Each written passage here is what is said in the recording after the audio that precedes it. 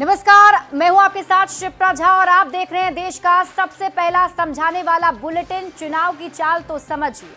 हमारी नजर चुनाव की हर एक चाल पर है, तो चुनाव से जुड़ी हर एक खबर को आपको दिखाएंगे और खबर के अंदर एक एक चाल आपको समझाएंगे।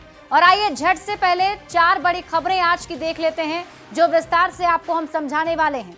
आज बुलेटिन में सबसे पहले बात होगी चुनाव की चाल तो समझिए। स्टालिन को बुलाकर राहुल ने किया बिहार का अपमान। इंडिया गठबंधन में सीट का पेंच क्या है, इसकी चाल आपको समझाएंगे। और इसके साथ ही हमारी तीसरी खबर होगी प्रशांत किशोर के एम पॉलिटिक्स के पीछे की चुनावी चाल क्या है, वो भी आज आपको समझाने वाले हैं। और साथ ही साथ आज आपको चुनाव की चाल समझाएंगे एनडीए में सीट शेयरिंग का पूरा गणित क्या है। शुरुआत करते हैं सबसे पहले बिहार में राहुल गांधी और तेजस्वी यादव की वोटर अधिकार यात्रा जैसे जैसे आगे बढ़ रही है वैसे वैसे सियासत भी गरमाती जा रही है। मुजफ्फरपुर में वोटर अधिकार यात्रा में शामिल होने के लिए डीएमके के प्रमुख और तमिलनाडु के मुख्यमंत्री एमके स्टालिन जैसे ही पहुंचे, एनडीए नेताओं ने राहुल गांधी पर जोरदार हमला करना शुरू कर दिया है। सबसे पहले आप ये रिपोर्ट देखिए, फिर चुनाव की चाल आपको समझाएंगे।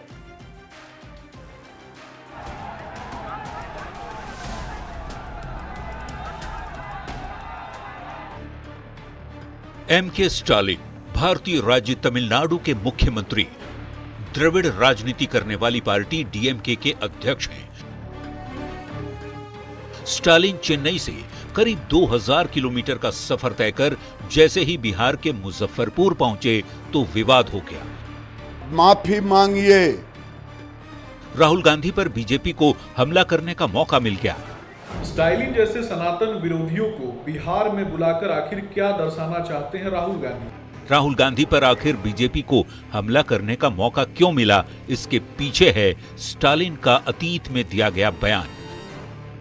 हम आपको दिखाएंगे कि बीजेपी और जेडीयू के नेताओं ने राहुल गांधी पर क्या क्या हमला बोला, लेकिन उससे पहले सुन लीजिए स्टालिन ने बयान क्या दिया था। நினைக்கிறது அதன் மூலமாக பிஜேபி வளர்த்தலாம் அப்படின்னு ஒரு சூழ்ச்சி செஞ்சுக்கிட்டு இருக்காங்க. அதுக்கு இங்க இருக்கக்கூடிய பழனிசாமி கும்பல் வேண்டுமானால் வேடிக்கை பார்க்கலாம், ஆனால் திமுகவோ தமிழ்நாட்டு மக்களோ அதை வேடிக்கை பார்த்துக்கிட்டு இருக்க மாட்டாங்க என்பது மட்டும் அழுத்தம் திருத்தமாக। इसके बाद ही शुरू हो गया राहुल गांधी और तेजस्वी पर बीजेपी और जेडीयू नेताओं का ताबड़तोड़ हमला। जिन जिन लोगों ने गाली दिया उसको लालू परिवार बिहार बुला रहा है। माफी मांगिए, नहीं तो इसका खामियाजा आने वाले चुनाव में भुगतना पड़ेगा। बात सिर्फ स्टालिन तक ही सीमित नहीं है। बिहार और बिहारियों को लेकर एमके स्टालिन के करीबी मंत्रियों ने भी बहुत कुछ गलत बोला है। तमिलनाडु के उद्योग मंत्री टीआरबी राजा ये कहते हैं कि बिहारी हमेशा नीचे ही रहेंगे, बिहार के लोग बलात्कारी और नक्सलवादी हैं। एक नहीं, सारे बिहारियों में यही दिक्कत है। एमके स्टालिन के खास और डीएम के सांसद दयानिधि मारन ने बिहारियों को सड़क और शौचालय की सफाई करने वाला बताया था। तमिलनाडु के मंत्री पी मूर्ति उत्तर भारतीय बिहारियों को चोर समझते हैं। शहरी विकास मंत्री केएम नेहरू बिहारियों को बददिमाग मानते हैं और स्टालिन की पार्टी डीएमके बिहारियों को सिर्फ पान पराग थूकने वाला और अनपढ़ समझती है। ऐसे बयान देने वाले नेताओं की पार्टी के प्रमुख को बिहार बुलाने पर बीजेपी के नेता आग बबूला हैं। एनडीए नेताओं ने कहा है कि स्टालिन को बुलाकर राहुल ने बिहार का अपमान किया है। वोट की राजनीति करने के लिए जो भी काम कर सकते हैं ये करेंगे और कर रहे हैं। देखना होगा जिस स्टालिन की पार्टी डीएमके के नेताओं ने बिहार और बिहार के लोगों के बारे में ऐसी ऐसी बातें की हों, उनको वोटर अधिकार यात्रा के लिए बुलाने को बिहार के लोग किस ढंग से लेते हैं। Bureau report, news 18। और अब आप चुनाव की चाल को समझिए। तो स्टालिन को बुलाकर राहुल गांधी ने क्या बिहार का अपमान किया है, इसे अब आपको समझाते हैं। देखिए, राहुल गांधी वोटर अधिकार यात्रा पर निकले हुए हैं और 10वें दिन राहुल गांधी के वोटर अधिकार यात्रा में शामिल होने के लिए तेलंगाना के सीएम रेवंत रेड्डी आए थे और 11वें दिन यानी कि आज उनकी यात्रा में शामिल होने के लिए तमिलनाडु के सीएम एमके स्टालिन आए हुए थे। राहुल गांधी वोटर अधिकार यात्रा में जो शामिल हुए हैं रेवंत रेड्डी, उन्होंने कहा था कि बिहार के लोगों के डीएनए पर उन्होंने सवाल उठाया था और बिहार के युवकों को नौकरी देने पर आपत्तिजनक टिप्पणी की थी एमके स्टालिन ने। ये दोनों ही मुख्यमंत्री जो बिहार आए थे, उन्होंने बिहारियों को लेकर ऐसी टिप्पणी की थी। तो बिहार को लेकर डीएमके नेताओं ने क्या क्या कहा, एक एक करके आपको ये भी बताते हैं। देखिए, टीआरबी राजा उद्योग मंत्री हैं तमिलनाडु के, उन्होंने कहा था कि बिहारी हमेशा नीचे ही रहेंगे, बिहारियों को समझ नहीं है। इसके बाद डीएमके के और नेताओं ने कहा कि बिहार के जो लोग हैं वो बलात्कारी और नक्सलवादी हैं। दयानिधि मारन डीएमके के सांसद हैं, उन्होंने कहा कि तमिलनाडु में बिहारी सड़क और शौचालय की सफाई करते हैं। इसके बाद पी मूर्ति वाणिज्य कर मंत्री तमिलनाडु के, उन्होंने कहा था कि तमिलनाडु में काम कर रहे उत्तर भारतीय बिहारी टैक्स चोर हैं। इसके बाद केएम नेहरू शहरी विकास मंत्री हैं तमिलनाडु के, उन्होंने कहा था कि बिहारियों के पास दिमाग ही नहीं होता है। तो ऐसे ऐसे बयान दिए गए थे और डीएमके नेताओं की तरफ से ऐसे बयान दिए गए थे। तो बीजेपी नेता अब ये कह रहे हैं कि स्टालिन को बुलाकर राहुल गांधी ने बिहार का अपमान किया है और वोट लेने के लिए ये लोग कुछ भी कर सकते हैं। ये आरोप बीजेपी की तरफ से राहुल गांधी पर लगाए जा रहे हैं। तो स्टालिन को बुलाकर राहुल गांधी ने क्या बिहार का अपमान किया है, इसे समझने के लिए अब आप ये समझिए जो सवाल उठ रहे हैं कि स्टालिन के आने से हुआ बिहार का अपमान। सवाल नंबर 2, क्या राहुल ने किया है बिहार का अपमान? सवाल नंबर 3, बिहारियों के अपमान पर राहुल गांधी आखिर चुप क्यों?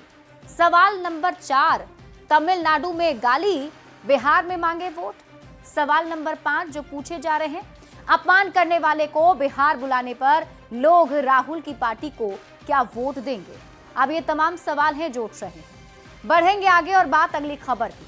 प्रशांत किशोर मुसलमानों के वोट बैंक को अपने पाले में लाने के लिए एम पॉलिटिक्स कर रहे हैं और मुस्लिम मतदाताओं को गोलबंद करने में जुटे हुए हैं। पीके ने बीजेपी और आरजेडी पर एक साथ निशाना साधा है। सबसे पहले आप ये रिपोर्ट देखिए, फिर चुनाव की चाल आपको समझाएंगे। आपको भाजपा का घर दिखाकर लालू जी वोट लेके आए हैं।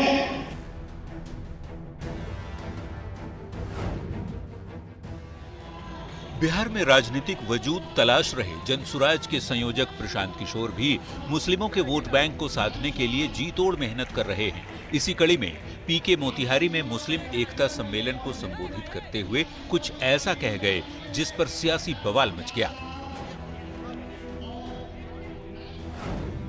आपको भाजपा का घर दिखाकर लालू जी वोट लेके आए हैं, वैसे ही नीतीश और भाजपा के लोग लालू जी का भय दिखाकर जो वोट ले रहे थे, अब उन लोगों ने अपने लिए रास्ता चुन लिया। चुनावी साल में प्रशांत किशोर की नजर बिहार की लगभग 17.5% वाली मुस्लिम आबादी पर है। इसी बड़े वोट बैंक को अपने पाले में लाकर पीके लालू प्रसाद के एमवाई समीकरण के तिलिस्म को तोड़ना चाहते हैं। प्रशांत किशोर का नया चुनावी फॉर्मूला आरजेडी और कांग्रेस को असहज कर रहा है। ये बीजेपी की बी टीम बनकर काम कर रहे हैं। सेकुलर वोटों का बिखराव इनका मकसद है, लेकिन ये जो पब्लिक है ये सब जानती है, सबको पहचानती है। बाई इलेक्शन लड़के उन्होंने देख लिया ना, 4 सीट पर उम्मीदवार उतारे, 3 पर जमानत जब्त, फिर भी भ्रम में जी रहे हैं। मीडिया की उपज है, मीडिया में ही मारे जाएंगे। दिलचस्प बात तो ये है कि पीके ये भी आह्वान कर रहे हैं कि 40% हिंदू और 20% मुसलमान एक साथ आ जाएंगे तो बिहार में नीतीश को ही नहीं बल्कि यूपी में सीएम योगी आदित्यनाथ को भी हरा सकते हैं। मतलब प्रशांत किशोर खुले तौर पर बिहार चुनाव की लड़ाई को त्रिशंकु बनाने की कोशिश में है। मोतिहारी संवाददाता अवनीश सिंह और पटना संवाददाता आनंद अमृतराज के साथ ब्यूरो रिपोर्ट, न्यूज़ 18। और आइए अब आपको चुनाव की चाल समझाते हैं। प्रशांत किशोर की एम पॉलिटिक्स के पीछे चुनावी चाल क्या है ये समझ लेते हैं। देखिए, राजनीति में सबसे पहले आपको बता दें, एम का मतलब होता है मुसलमान वोटर्स। और आरजेडी का सियासी समीकरण की अगर हम बात करें, बिहार में आरजेडी जो कि लालू प्रसाद यादव की बड़ी पार्टी है, उसमें एम वाई समीकरण है। और इस समीकरण के हिसाब से अगर देखा जाए तो एम मतलब मुसलमान और वाई मतलब यादव। और ये दोनों ही वोट बैंक पर आरजेडी की तरफ से अपनी दावेदारी कही जाती है कि आरजेडी का ये एम वाई समीकरण बिहार में है। अब अगर आपको आबादी के हिसाब से बताएं तो मुसलमान की जो बिहार में आबादी है वो 17% है और यादवों की जो आबादी है वो 14% है। कुल मिलाकर देखा जाए तो 31% ये दोनों MY समीकरण मिलकर बनता है, जिस पर आरजेडी अपना वोट बैंक समझता है। प्रशांत किशोर की एम पॉलिटिक्स के पीछे की चुनावी चाल अब आप समझिए। देखिए, प्रशांत किशोर की जो नजर है वो करीब 17% मुस्लिम आबादी पर है। पीके लालू प्रसाद यादव के MY समीकरण के तिलिस्म को तोड़ना चाहते हैं। उपचुनाव में प्रशांत किशोर आरजेडी की जीत पर ब्रेक लगा चुके हैं और उपचुनाव में जो चारों सीट पर चुनाव हुए थे उसमें महागठबंधन की हार हो गई थी। अब आप चुनाव की चाल तो समझिए। प्रशांत किशोर क्या कहते हैं? प्रशांत किशोर का कहना है कि 40% हिंदू और 20% मुसलमान अगर साथ आ जाएंगे तो किसी को भी हरा सकते हैं और ऐसे में अब उनकी नज़र ये M समीकरण पर है, M फैक्टर पर है और इसी को लेकर के लगातार प्रशांत किशोर संवाद भी स्थापित कर रहे हैं। बढ़ते हैं आगे और बात अगली खबर की। इंडिया गठबंधन में उम्मीदवारों के चयन को लेकर सिर्फ फुटबॉल जारी है। कांग्रेस पार्टी अपनी स्क्रीनिंग कमेटी के जरिए कैंडिडेट का आवेदन जमा कर रही है। जिन सीटों पर आरजेडी और वाम दलों के उम्मीदवार पिछली बार जीते थे, इस सीट पर भी कांग्रेस उम्मीदवारों से आवेदन ले रही है, जिस पर लेफ्ट पार्टी CPI-ML ने नाराजगी जताई। सबसे पहले आप रिपोर्ट देखिए, फिर चुनाव की चाल आपको समझाएंगे।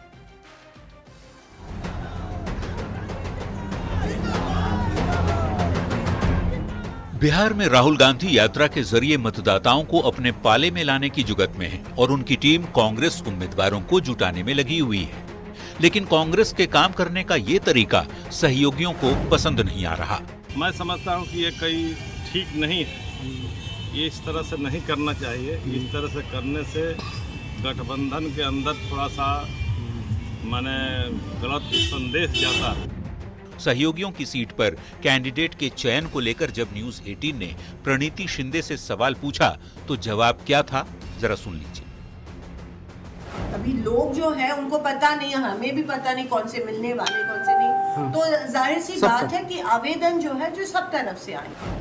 कांग्रेस पार्टी की दलील है कि कार्यकर्ताओं को आवेदन देने से नहीं रोका जा सकता, जबकि आरजेडी कह रहा है कि स्क्रीनिंग कमेटी में नहीं, कोऑर्डिनेशन में कैंडिडेट तय किए जाएंगे।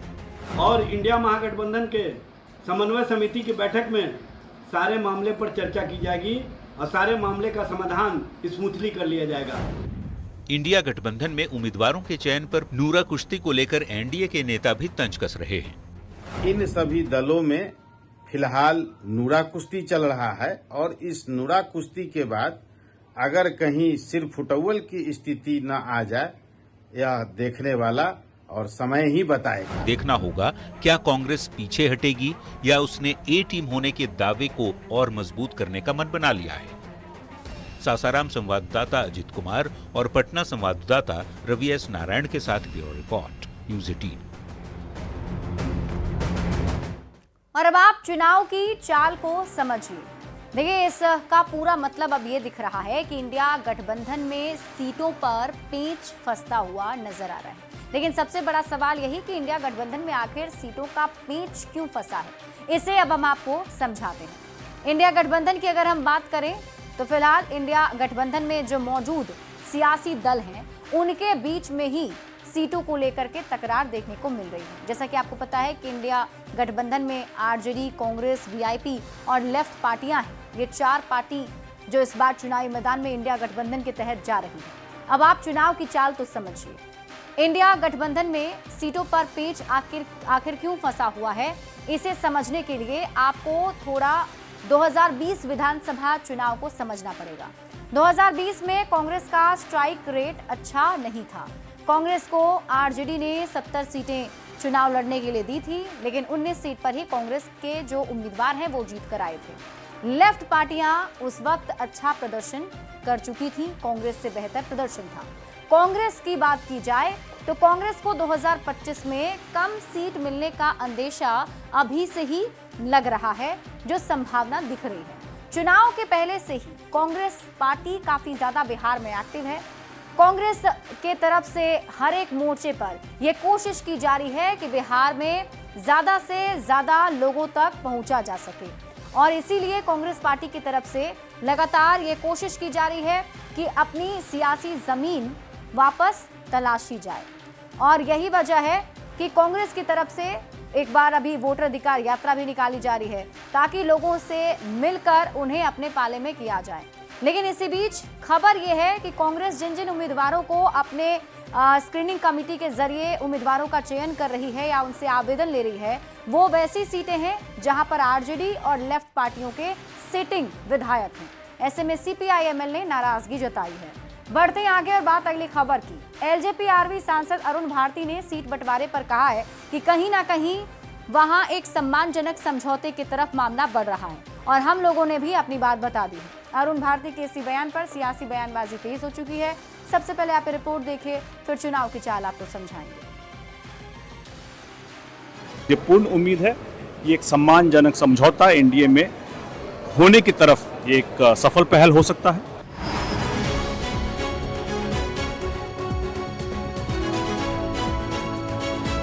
बिहार के मुख्यमंत्री नीतीश कुमार मंगलवार को पटना से दिल्ली क्या पहुंचे। एनडीए में सीट बंटवारे की चर्चा तेज हो गई। सीट बंटवारे पर एलजेपी-आरवी सांसद अरुण भारती ने बड़ा बयान दिया। उन्होंने कहा कि सम्मानजनक समझौते की तरफ मामला बढ़ रहा है। हम लोगों ने अपनी बात बता दी है, जब समझौता होगा तब भी हम अपनी बात बता देंगे। हम लोग एक अपनी बात कर रहे हैं, बात रख रहे हैं, अभी बातचीत चल रही है और जब ये बातचीत पूरी हो जाएगी तो आपको भी संज्ञान में अवश्य देंगे। बीजेपी और जेडीयू के नेता भी एक तरह से अरुण भारती के बयान का समर्थन करते हुए कह रहे हैं कि एनडीए में सम्मानजनक समझौता हो जाएगा। ये में सीट बंटवारे को लेकर कहीं कोई हिच नहीं, कहीं कोई दिक्कत नहीं। यहाँ एक ही नेतृत्व है माननीय प्रधानमंत्री नरेंद्र मोदी जी का और सभी दलों का आस्था ठीक उसी तरह से है जैसे कि पांचों पांडवों का आस्था युधिष्ठिर में था। तो दूसरी ओर महागठबंधन के नेता एनडीए के अंदर सीट बंटवारे का पेच तलाश रहे हैं। एनडीए के अंदर जो जूतम पैजार की स्थिति पैदा होने वाली है उससे पहले का ये रिहर्सल है। अक्टूबर-नवंबर के बीच बिहार में विधानसभा के चुनाव हो सकते हैं। ऐसे में दोनों ही गठबंधन सीट शेयरिंग को लेकर सियासी रणनीति को पुख्ता करने में लगे हैं। देखना होगा कि पहले कौन सीट बंटवारे में बाजी मारता है। न्यूज़ 18 के लिए पटना से शैलेंद्र और धर्मेंद्र के साथ ब्यूरो रिपोर्ट। और अब आप एनडीए में सीट बंटवारे वाली चुनाव की चाल तो समझिए। देखिए, एनडीए गठबंधन के तहत बिहार में चुनाव लड़ने के लिए जो दल जा रहे हैं, और जैसा कि आपको पता है कि एनडीए में 5 दल शामिल हैं। बीजेपी, जेडीयू ये दोनों गठबंधन के सबसे बड़े दल हैं। इसके बाद एलजेपी-आरवी, हम और आरएलएम भी इस गठबंधन में शामिल है। और सभी दलों की ये इच्छा जरूर है कि ज्यादा सीट उन्हें मिले। माना यह जा रहा है कि बीजेपी और जेडीयू करीब करीब बराबर सीटों पर चुनाव लड़ेंगे। इस फॉर्मूले के हिसाब से अभी बातचीत चल रही है, जो जानकारी मिल पा रही है। 2020 के विधानसभा के चुनाव में दोनों पार्टियों में 1-2 सीटों का ही अंतर हो सकता है, ऐसी संभावना भी चल रही है। बाकी बची 3 पार्टियां भी अपने लिए सम्मानजनक सीट चाहते हैं और सभी का दावा है कि सम्मानजनक तरीके से ही सीटों का बंटवारा हो जाएगा। और इसीलिए सीट बंटवारे को लेकर के एनडीए में कोई खटपट नहीं है। ये बातें एनडीए के घटक दलों के नेताओं की तरफ से कही जा रही है। और आज जब अरुण भारती ने ये बातें कही कि बिहार एनडीए में ये बातें सीट शेयरिंग को लेकर के सही तरीके से चल रही है और सम्मानजनक सीटों पर फॉर्मूला तय हो जाएगा और सभी पार्टियों को सम्मानजनक सीटें मिल जाएंगी, तो ऐसे में एनडीए गठबंधन की तरफ से ये दावा किया जा रहा है कि सीट बंटवारे को लेकर के कोई प्रॉब्लम है ही नहीं। लेकिन महागठबंधन के जो नेता हैं वो इसमें भी सीट फॉर्मूले को लेकर के कुछ खटपट की बात कह रहे हैं। और इसी के साथ इस बुलेटिन में अभी के लिए बस इतना ही। आप देखते रहिए न्यूज़ 18 बिहार झारखंड।